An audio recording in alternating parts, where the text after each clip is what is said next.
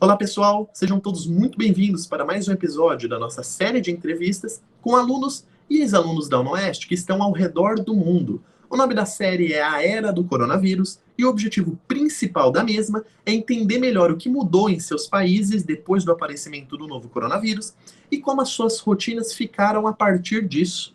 A nossa entrevistada de hoje é a Mariane, que está no estado de Nova York, nos Estados Unidos, epicentro da doença por lá. Mariane, muito obrigado por ceder uma entrevista para a gente desde já. Claro, sem problemas. Ô Mariane, começa falando então, por gentileza, o seu nome completo, idade e a sua profissão. Tá, o meu nome completo é Mariane Gomes Talavera Gaspareto. Eu tenho 26 anos e eu estou trabalhando, entre aspas, né, como au pair, porque é um intercâmbio, né, de estudo em trabalho. Mas, assim, você pode colocar au pair como profissão mesmo. Uhum. Certo. E qual que é a sua relação com a UniOeste? Eu me formei na UniOeste em 2014 em jornalismo, né, comunicação social com ênfase em jornalismo. Então, eu ingressei na UniOeste em 2011 e me formei em 2014. Qual país e cidade você se encontra atualmente? Eu estou morando em Tarrytown, que é uma cidade que fica no estado de Nova York, nos Estados Unidos. Ah, certo. E como que você foi parar aí nos Estados Unidos? Conta pra gente como que você foi parar aí? Então, eu decidi fazer esse programa de intercâmbio, né, que chama Au Pair, que é um programa, é um visto específico, né, um programa específico de trabalho e estudo. Então, ele não é um programa que te dá uma permissão de trabalho, por exemplo, como muitas pessoas que vêm só para trabalhar têm. Então, ele te permite trabalhar, mas estando o seu visto vinculado a créditos de aula que você tem que concluir até o fim do seu programa. Então, é um intercâmbio basicamente de trabalho e estudo. O trabalho é um trabalho de nene, né? Um trabalho de babá, de crianças. Eu tô aqui já desde março de 2019, então eu fiquei o meu primeiro ano em New Jersey, numa cidade que chamava Morristown. Fiquei um ano cuidando de uma menina de 3 anos e de uma outra menina de 10 anos. E agora eu me mudei e tô aqui em Nova York, né, no estado de Nova York, e tô cuidando de 2 meninas também, uma de 6 anos e uma de 8 anos de idade. Mariane, fala agora pra gente, por gentileza, como que está sendo os cuidados realizados por você, tendo em vista que o estado de Nova York é o epicentro da doença? No nosso dia a dia, a gente está em isolamento social desde março. Se eu não me engano, acho que no final da segunda semana de março, ou no início da terceira semana de março, que a gente entrou realmente no que a gente chama aqui de lockdown, né? Que é quando realmente você se isola completamente. Não, na verdade, a gente entrou primeiro em isolamento individual mesmo, a gente escolheu se isolar, não estava em lockdown ainda, porque o estado de Nova York teve um atraso, um delay no lockdown aqui, né, no fechamento do estado. Demorou muito para as escolas realmente para a gente não ter mais aula, para as escolas fecharem. Foi o estado que fechou, foi um dos últimos estados a fechar as aulas presenciais. Foi um estado que demorou também para fechar os negócios que não são essenciais, né?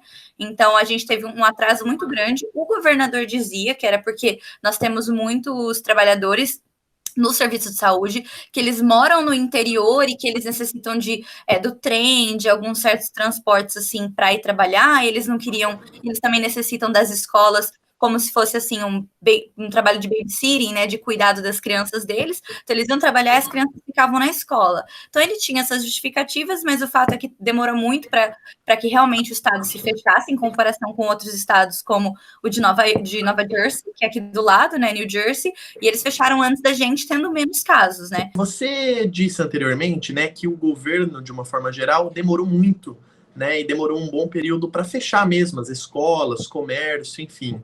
E você também citou, querendo ou não, né, uma falta de responsabilidade do pessoal mesmo aí em, às vezes, utilizar máscara ou de permanecer mesmo em casa. A que você atribui o caos que está hoje no estado de Nova York de forma geral? Ao governo, a falta, às vezes, de responsabilidade de algumas pessoas? Qual a sua opinião em relação a isso?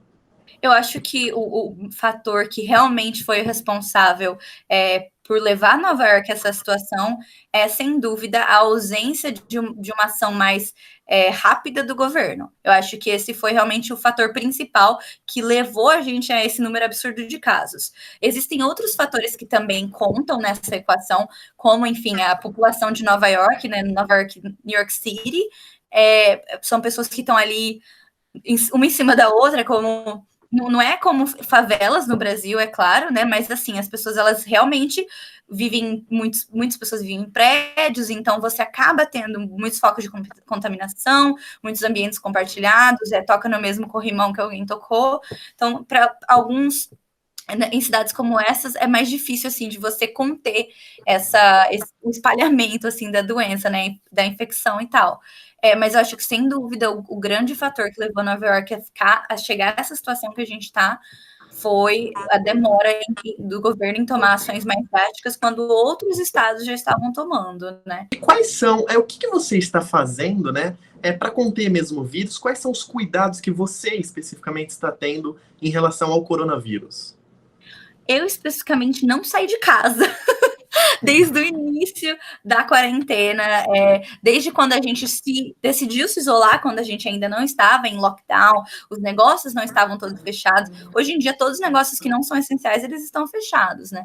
Mas até lá, eu já decidi ficar em casa. Não fui em farmácia, não fui em mercado, eu sempre... Tem outras pessoas que estão, graças a Deus, né, fazendo isso por mim, então eu agradeço. Quando eu preciso comprar alguma coisa, eu compro online, peço online. Inclusive, comprei escova de dente e pasta de dente pela Amazon.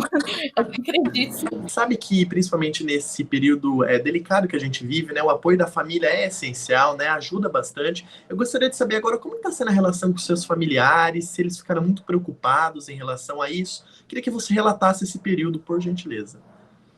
Olha, os meus familiares, eles ficaram preocupados, sim. Eles me mandaram mensagens principalmente quando os Estados Unidos superou a China em número de casos. Que foi aí que eu acho que isso ligou o sinal vermelho para todo mundo e as pessoas começaram a ficar preocupadas comigo. Mas eu ainda acho que no Brasil, agora que as pessoas estão começando a ficar preocupadas. Porque até então tinha muito essa aura de que é fake news, as pessoas não acreditavam muito bem, que realmente a disseminação da doença poderia ser da forma como que a gente está vendo pelos dados agora que ela está acontecendo no Brasil, né?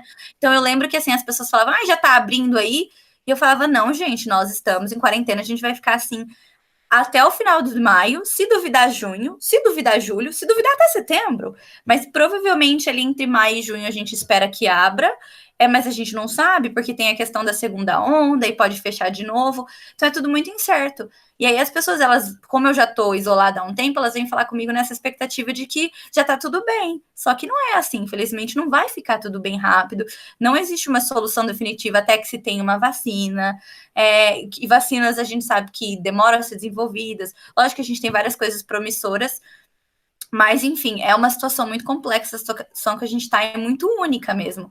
E a gente sabe que nesse momento de isolamento social, todo mundo que pode estar em casa, está em casa, né, de uma forma geral. Do que você mais sente falta, Mariane, nesse momento de pandemia? Eu vou dar uma resposta, vai parecer meio bobo, mas eu sinto muito falta de Starbucks. É verdade. Mas falando sério, não, eu sinto falta de sair para jantar, eu sinto falta de ir a um restaurante, eu sinto muita falta de ir ao cinema, porque eu tinha costume de ir ao cinema pelo menos 2 vezes por semana ou 1 vez por semana. Eu tinha uma assinatura lá que eu pagava por mês e eu podia até 3 vezes por semana no cinema, né? Dentro dessa assinatura. Então, eu sinto muita falta de ir ao cinema, eu sinto muita falta de ir aos restaurantes e de ver as pessoas que eu gosto, os meus amigos, ver o meu namorado. Então, eu sinto muita falta disso, desse calor humano, assim. E o que fica de aprendizado para você com tudo isso que está acontecendo, com a pandemia, o isolamento social? Quais são os aprendizados que você tira de tudo isso? Sem dúvida, de evitar contatos desnecessários físicos.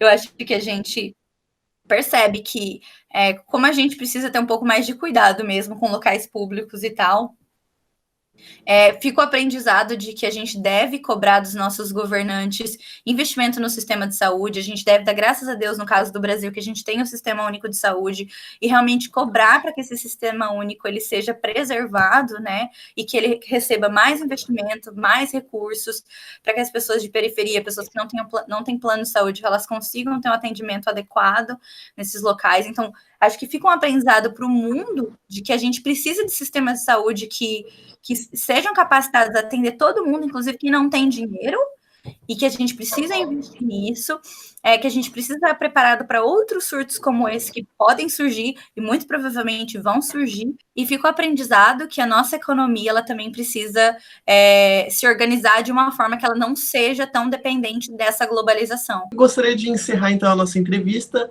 com você dando um recado final para o pessoal da Oeste, enfim, para o pessoal do Brasil de uma forma geral. Ai, gente, se cuidem enquanto vocês podem, agora que vocês estão vendo que os casos estão subindo, tratem o coronavírus com seriedade, realmente se isolem, não furem a quarentena, fiquem em casa, não tentem ver os amigos ou encontrar com o fulano, com o primo, com o vizinho, realmente respeitem as orientações. Agradeçam muito pelas equipes médicas, pelos profissionais que estão aí na linha de frente, e eu desejo para vocês muita saúde, tudo de bom, e que vocês fiquem em casa saudáveis e que tudo dê certo. Mariana, então eu gostaria novamente de te agradecer pela presença e pela oportunidade de nos ceder uma entrevista aqui hoje. Imagina, eu que agradeço. E nós nos vemos logo mais em mais um episódio de A Era do Coronavírus. Tchau, tchau.